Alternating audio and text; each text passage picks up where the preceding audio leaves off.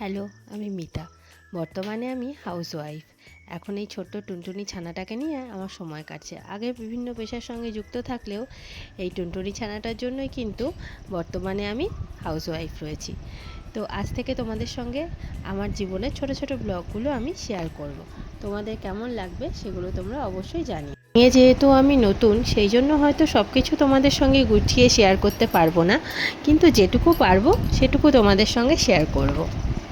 এখন সন্ধেবেলায় আমার সন্ধে দেওয়া কমপ্লিট। তো এখন আমি এই টুনটুনি ছানাকে নিয়ে পড়তে বসাবো, আর সাথে করব রাতের খাবারের প্রস্তুতি।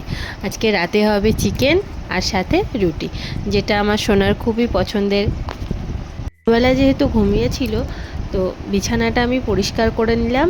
আর দেখো, তার বই টেবিল তুলতেই তার মুখটা দেখো, সে একদম পড়তে বসবে না, যেটা তার একেবারে অপছন্দের কাজ। না বসার জন্য একেবারে কোনায় গিয়ে লুকিয়ে